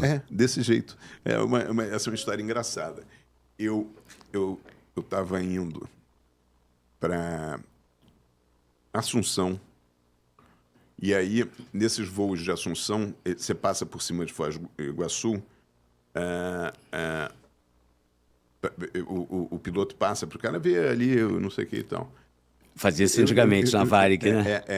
E eu estava indo pela terceira vez em 2000, porque eu estava indo ver alguma coisa que a Multiplano mandou fazer. E eu nem fui na janela. Não tinha janela, eu estava na fileira do meio. Deixa eu botar você mais para cá. Eu estava na fileira do meio E lá pelas tantas, me senta do meu lado um casal, o cara do meu lado, e eu estou olhando o jornal, estou indo a trabalho de terno e gravata. E o cara daqui, eu estou aqui, o corredor está aqui, o cara senta aqui, a mulher dele ali. Um cara grosso, mal educado, ofendendo, não sei o que, porque é o meu lugar, que ele queria ir na janela, mas que estava fazendo uma roça e eu ali, lendo o jornal. Com a comissária? Ele Com a comissária e veio o outro, lá pra gente tinham 3 em volta, e falando, não, mas não sei o que, mas o seu lugar é esse, eu não sei o que e tal. E ele, eu lendo o jornal, fingindo, lendo o jornal. Lang. Lang. E ele, pum, me esbarra. Esbarrou em você? Aí eu olhei pra ele. Pum, ele me esbarra de novo. Aí eu já não suportava mais aquilo, você sabe que eu sou meio assim. Eu virei pra ele e falei o seguinte: se o senhor encostar em mim de novo, eu vou te encher de porrada. Aí nisso, a aeromoça, o comissário. Aí ele parou, ficou quieto. Cara, deu 5 minutos. A aeromoça falou assim: o senhor pode vir aqui que a gente arrumou um... Eles devem ter arrumado. Falou assim: eu não posso deixar esse cara viajar do lado daquele. Bom... Tirou você? Tirou o cara, botou na janela. Aí eu sei... Rapaz, quando eu fui no banheiro, os 3 vieram... Muito obrigado, eu não sei... Eu lavei a alma deles. Nosso herói! Porque o cara era grosseiro, ele era... E enquanto não... Veja bem, eu não estava querendo me meter na fofoca dos outros, eu não estava de justiceiro, não. Mas, porra, o cara me esbarrou 2 vezes. Não, e incomoda, né? O cara batendo boca. Não, e batendo boca, e gesticulando, não sei o quê. Mas foi divertido, porque depois, quando eu fui no banheiro, eu era o herói do avião. Aí a aeromoça, o rapaz... Cara, essa é a melhor história de avião que eu já vi. A gente não pode falar nada, a gente tem que ficar naquele... E eu lavei a alma deles. Você foi a Polícia Federal, aquele segurança que chega assim... Não, e o engraçado é que ele ficou quieto a partir dali, que eu falei e tal, mas eles devem ter falado, a gente não, essa viagem não está bem bolada. Vamos tirar esse cara do lado do outro, do nosso amiguinho. Aí tiraram o cara do meu lado. Sumiram, arrumaram? Levaram ele, a gente conseguiu uma janela para o senhor, aí levaram ele. Ele sossegou? Eu imagino que sim, porque aí sumiu, aí... Foi lá para frente. Mas devia ter dado um upgrade para você. Isso não, sim. Seria o mais divertido, mas eu acho que eles queriam... Você falou, Varig. A Varig queria o quê? O melhor para o cliente. Era maravilhosa, um espetáculo. É uma companhia que deixa saudade. Mas muita. Mudou a aviação, você não acha? Richard, pensa numa coisa. Antigamente, quando você estava em Paris e queria saber alguma notícia... Você ia lá na loja de Champs-Élysées porque tinha o Globo de ontem. Loja da Varig. Globo de ontem. Que eles levavam no avião. Verdade. Então, era muito... Não, o Globo de ontem era uma notícia fresquinha. A mesma coisa em Nova York. Você estava em Nova York, você estava em Paris, você ia na loja da Varig ler jornal. Era maravilhoso. Sensacional. Eu me lembro de uma história que tinha aparecido, minha madrinha, que você conhece bem. Era meu aniversário, ela e meu padrinho, Tiráquilo, já falecido, queriam mandar... Eu estava em Roma, eu era criança, eu estava em Roma, no Excelsior, onde tinha uma loja da Varig, ou a tripulação da Varig. O que eles fizeram? Foram no aeroporto, a tia Aparecida fez brigadeiro. Chegaram para uma comissária... Ficaram esperando os comissários chegarem. Você está indo para onde? Você está indo para Roma? Olha, entrega isso, por favor, no Excelsior, em nome de Jaime Barreto Drummond, porque ele está hospedado, é nosso afilhado e tal. O Tiráquilos deu um dinheiro para ela para levar o brigadeiro para mim e entregar. Pode deixar e tal, e tal, e tal, e tal. Ela comeu, ela não levou o brigadeiro. Não, ela não levou. Ela comeu? Não, eu sei lá, ela desapareceu com o brigadeiro. O brigadeiro nunca chegou, eu nunca recebi esse brigadeiro. E na época ninguém ligava, não tinha WhatsApp. Eu só fui descobrir que eu tinha mandado brigadeiro para mim quando eu voltei. Não tive brigadeiro de aniversário. Você acredita nisso? Mas também seria impressionante chegar, né? Ah, não. Hoje em dia nem chega, porque imagina, brigadeiro é bananinha, né? É bananinha. A gente tem uma história com bananinha maravilhosa, né? Quando chegamos na Nova Zelândia, que a Marcela, minha comadre, mulher do Marcelo, chegou e levou para ela é toda fit e tal, ela levou bananinha, daquelas enroladas em papel celofane, para comer durante a viagem de regime. Lembra disso? Teve que jogar tudo fora quando chegou. Foi uma loucura. Não podia entrar. Bananinha. Qual Você já foi para vários países, já foi para a Ásia, já foi para o Egito, né? Já foi para a Europa, Estados Unidos, México e tal. Qual viagem da sua vida foi aquela que você, assim, putz, não esperava, não esqueci e eu recomendaria a qualquer pessoa que fizesse? Olha só, eu me impressionei em vários lugares, tá? E eu sou bastante rodado. O Japão me impressiona muito, tudo. Olha só que coisa engraçada, não é o que eu mais gostei, mas o lugar que mais me impressionou, você não vai acreditar, foi Dubai. Vou te explicar o motivo. Eu, quando estava indo para Dubai, na verdade eu não estava indo para Dubai, eu estava indo para o Japão. E eu precisava ir para os cantos de lá e fui via Dubai para andar por tua causa. Eu fui de Etihad, eu nem fui de Emirates. Nossa, maravilhoso. Eu fui de Etihad para Abu Dhabi, Abu Dhabi. São Paulo, Abu Dhabi, a Isso, gente tinha esse voo. Isso, eu fui de verdade. Etihad para lá.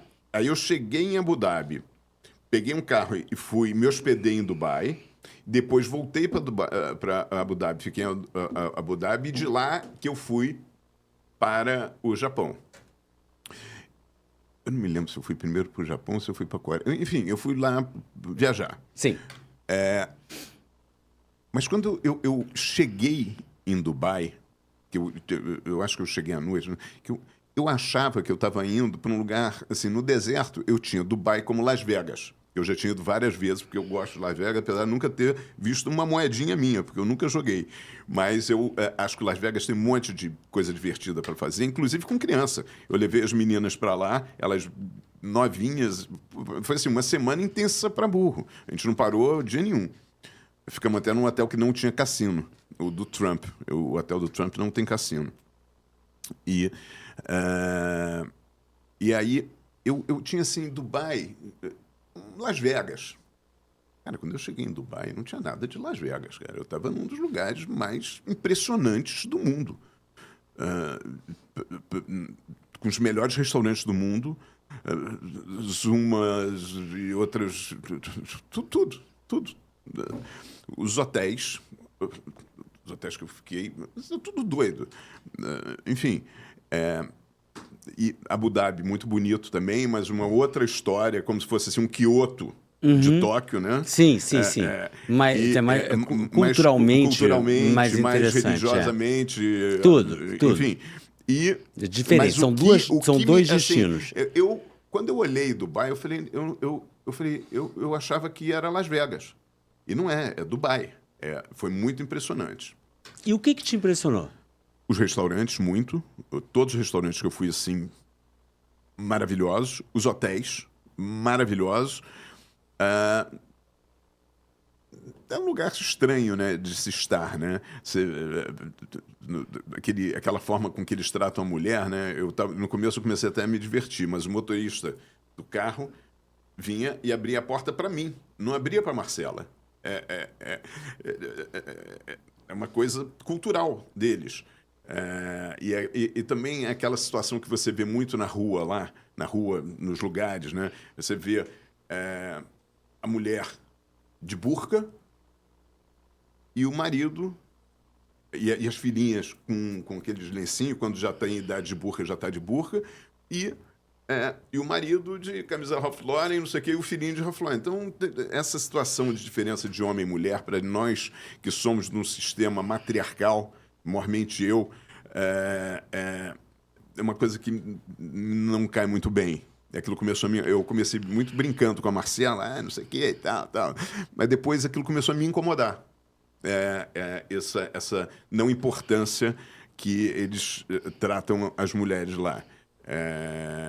Agora, é muito impressionante em Dubai, o que me impressiona é ver o que eles conseguiram fazer num deserto onde não existia nada num período, num tão curto de tempo. Richard, é uma coisa absurda. Eu fui lá, Dubai tinha 40 anos, agora tem 50. É de 72. É de 72. E não para. Então tá lá a foto do Sheik lá, com os camelos, umas tendas, não sei o quê, em 1972. E aí você tem a Mayo Clinic, Cleveland Hospital, você tem aquele... Tem tudo. Loucura. Virou um centro financeiro. Financeiro... Um hub, né, para o mundo. Tudo. Não, eu acho que é um dos maiores hubs. É um dos aeroportos, se eu não me engano, os aeroportos mais movimentados do mundo. Em termos de medicina, são avançadíssimos, em termos bancários, eles são avançadíssimos, eles são impressionantes. E aí você vê o seguinte, quando você tem ausência de ideologias e de segmentações religiosas, eles não gastaram dinheiro com arma, com guerra, com nada disso. Lá é tudo progresso. Então, é um lugar que me impressionou muito. Assim, não que eu queira ficar indo para Dubai, mas... Vamos contar aqui a história, por que a gente se chama de rixa, porque a gente falou no início e ninguém... É muito engraçado, né? É verdade. Mas tudo birutice tua, né? Tudo birutice minha. Na verdade, no names, a gente não vai revelar o nome, mas nós estávamos com um projeto de trazer juntos, né? É importante a gente falar que a gente foi sócio duas vezes já. A gente fez a primeira agência de viagens online antes de aparecer... Verdade. Decolar, não tinha nada disso. Tudo, não existia nada. A gente lançou uma agência que era online, né? Que era uma loucura que a gente fez. Né? A gente fez isso, vendeu. E ainda vendeu, e ainda existe. E ainda ganhamos dinheiro. A gente existe. Depois, no Laguiole, no restaurante, na área de eventos, que a gente inventou um negócio, uma roda ali que não existia, né? Verdade. E foi muito legal. Não, mas foi engraçado, porque quando me chamaram para entrar no MAN, eles me chamaram para botar um restaurante. Aí eu fui lá e falei, olha, um restaurante eu não vou vir aqui botar, mas se eu pegar essa área de evento... vai dar certo. Aí eu faço o restaurante. Aí tinha esse compromisso de fazer o restaurante e pegar a área de evento. Quando eles toparam, o que eu fiz? Liguei para você imediatamente. Sobe aqui, vem cá. Nós temos um negócio para fazer junto aqui. Eu lembro disso. Você vai cuidar do evento e eu cuido do restaurante. E a gente fez isso, né? E foi muito legal, né? Foi maravilhoso. Cara, a gente verdade, fez. Foi o momento áureo do MAN. O MAN, depois disso, antes da gente não era nada, e depois disso também continua não ser nada, sem expressão nenhuma. Agora, nós tínhamos o projeto de trazer um restaurante para o Rio de Janeiro, que na verdade montar um restaurante, a gente ficava debatendo, vamos fazer o cachorro-quente, o alemão, o isso e aquilo. E você teve uma brilhante ideia, não, a gente precisa trazer uma grife. Aí, qual é a grife? Tava na moda, né? Nobu, japonês, né? Sucesso em Londres, sucesso em Nova York, sucesso no Nobu, todo mundo conhece. Vai todo mundo querer ir pro Nobu. Aí você falou, vamos atrás do Nobu. Vamos embora atrás do Nobu. Quem conhece o Nobu? Aí eu falei, quem conhece o Nobu? Porque a gente chegar pro Nobu e falar, Nobu, queremos falar com você. Era uma coisa impossível, né? Como é que o Nobu vai atender? Só o Robert De Niro. Sei lá quem é que vai falar com o Nobu, né? Talvez não conseguisse falar com ninguém. É mais ou menos, fala com a Lady Gaga. Lady Gaga não vai te atender, guardando as proporções. Vamos falar, já sei. Eu conheço uma pessoa que mora em Nova York, que é antenada, e vai conseguir falar com o Nobu. Fui para essa pessoa e falei assim, fulano, eu preciso muito falar com o Nobu. Como é que eu faço isso? Você sabe quem é? Ou de repente ela conhecia, ela era antenada, ela conhecia todos os empresários. Aí ela virou, era uma pessoa que morava há 30 anos em Nova York, casada nos Estados Unidos. Um americano. Americano. Falou assim, Nobuco? Nobuque. Nobuco. Ah, Nobuco. Ah, Nobuco, Richa é muito amigo do Nobuco. Richa. Meu Deus, entreguei. Richa era o marido, Richard. E ela chamava de Richa, morando 30 anos. Richa, muito amigo Nobuque. Não, e ela falando inglês com o marido. E eu falei assim, meu Deus do céu, será que Nobuco Nobuque. Aí eu falei, pronto, eu falando errado o nome do homem, né? Eu falei, o nome do homem é Nobuque, ou é Nobuco, e eu não entendia. E ela falava várias vezes, eu falei, meu Deus do céu, será que é Nobuco, Nobuque? Eu ficava com aquele troço na cabeça. Aí ela falou, peraí, vou ligar pro Richa. Essa ligação Aí é ela liga pro antológica. Richa. Jaime Freire. Não, aí liga pro Richa, que tinha me visto uma vez na vida, não sabia quem era Jaime, que é um nome complicado, né? Não vai lembrar. E ela tinha visto uma vez na vida, liga para ele lá nos Estados Unidos. E aí o marido atende e ela fala assim: Richa. Eu olhava para aquilo. Richa era o Richard. Richa, Lissa, Jaime Frente André, eu want to talk no book. Mais ou menos assim, falando. E ele entendeu. Jaime, amigo André, quer falar no book. Yes, wait a moment. Fala você aqui que você fala melhor inglês que eu. Aí O eu falei, marido, meu que é Deus 30 do anos. céu, marido há 30 anos, Jaime, Frente André, want to talk no book. Aí eu falei, meu Deus, como é que eu vou falar com esse marido? Eu vou ter que explicar. Nobuco, Jaime, quem é? E eu falei, mas você tem certeza? Ah, você fala melhor inglês que eu, toma aqui. É. Aí eu peguei o telefone celular, aí eu falei, Richard, how are you? Aí eu falei, Richard, how are you? Eu falei, hey, Jaime, how are you? Aí eu falei, gente, ele entendeu. É maravilhoso isso. Aí quando eu contei pra você, Aí ficou. aí eu falei, gente, aconteceu uma coisa tão engraçada, a gente vai chegar, vai falar com o Nobu. Só que o Nobu, eu tô achando que é Nobuque. Aí eu contei pra você, como é que a criatura mora 30 anos e fala rixa? Aí ficou rixa.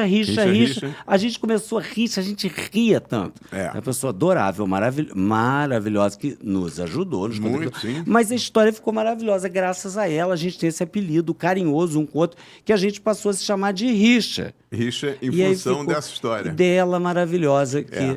eu tenho um carinho e amo de paixão, mas essa realmente ficou Essa uma foi história muito- maravilhosa. muito boa. Eu sempre tive esse dom de absorver, né, o jeito das pessoas falarem Não, e de imitar. e também Então, de- desculpa se eu estiver falando isso, né, é porque eu sempre tive essa coisa Não, de é- pegar sotaque. Não, e Você sabe que eu palavras. viajo para os lugares, né? Eu viajo para os lugares. Bamaco. Quantos nomes você vai inventando? Eu Botecachê. fui Botecachê, o Você vai Bamako, inventando. que é um amigo meu, porque é uma história de Bamako. E aí Botecachê, que é um negócio que eu peguei.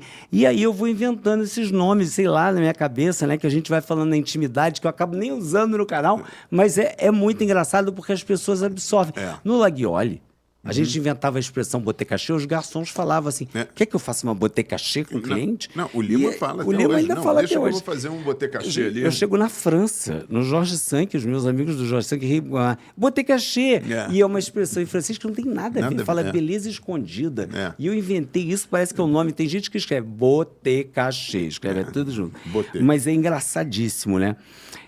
Ô, Richa, deixa eu te Fala. falar. A gente daqui a pouco vai encerrar. Eu queria te fazer uma pergunta maravilhosa E é aqui. mesmo, já são? Poxa, Senão deu daqui a tempo. pouco expulsam a gente aqui do estúdio. O pessoal dali da produção já está rindo, vocês riem, né? Vocês se divertem, né, aqui no estúdio, né? Eu queria te fazer uma pergunta.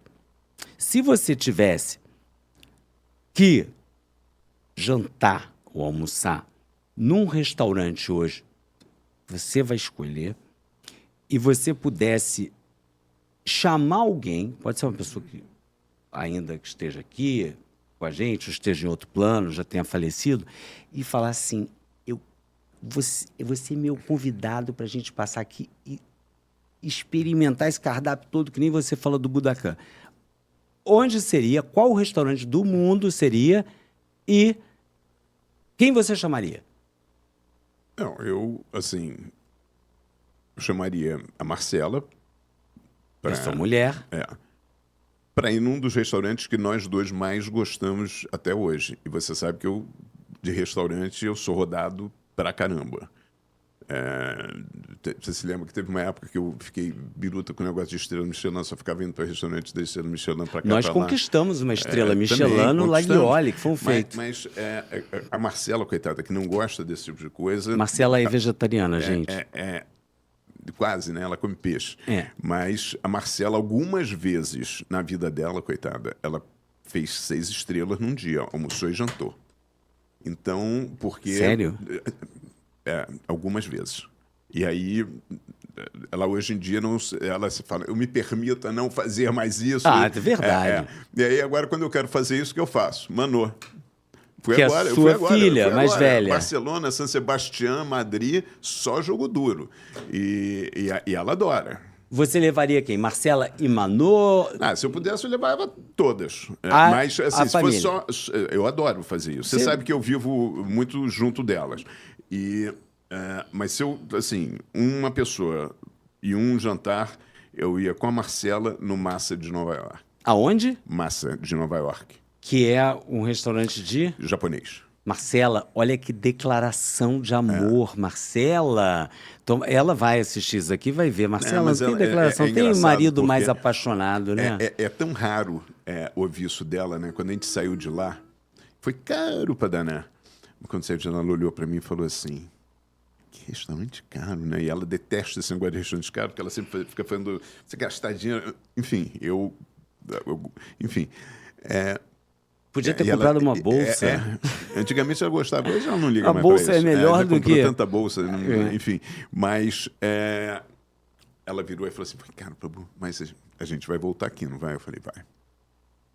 Lá é o top do... Olha só, e eu só entendi o Massa porque eu tinha ido já para o Japão.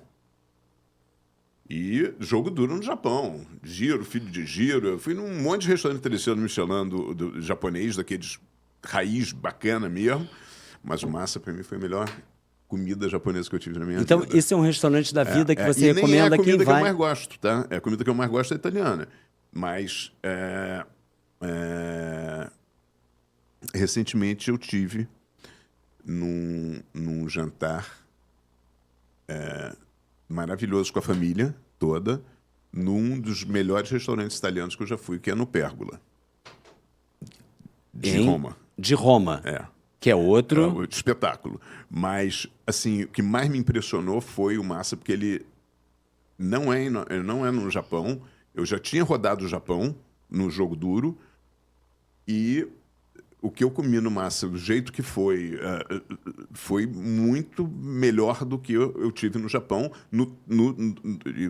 nos tops do Japão. Então ali seria um lugar que eu voltaria, eu iria, assim, que eu chamaria... Marcela, você já está devidamente convidada, então prepare-se na próxima viagem. Fácil, né? Nova York é fácil. O difícil é achar, são 10 lugares. Só isso? No counter dele, então no você balcão. tem que reservar com antecedência. Fica aí mais a dica, né? Richa, eu amei nosso papo. A gente ficaria aqui mais 2, 3 horas, porque é muita história. A gente marca. Traz a Marcela também. Faz aquele negócio, spin-off. Traz a Marcela, spin-off. A gente vai explicando o que é botecaxê, o que é spin-off, o que é bamaco, o que é não sei o quê. Gente, é isso. Então fica aí, venham visitar os restaurantes do Marcelo Torres aqui no Rio, que são todos maravilhosos. E aqui na Barra tem 5 operações. Tem. Muito bacanas. Maravilhosas. Tem o Nolita Roastery, o Giuseppe Square, o Yusha, o Giuseppe Mar e o Nolita. E se você encontrar com o Marcelo, vai lá cumprimentar, porque de repente ele não vai pegar e falar com você, né? O cliente, mas você chega lá, você já está sabendo quem é. Aí você fala, mas aí chega, ui, ele é fofo. Ele é fofo, sim. Quando chega no restaurante, que as pessoas falam que vocês estão vendo aí, pode ter certeza. Aliás, você vai ser super bem atendido. Richa, obrigado, muito irmão. obrigado. Eu Beijo. amei. Beijo. Valeu e até a próxima. Até a próxima.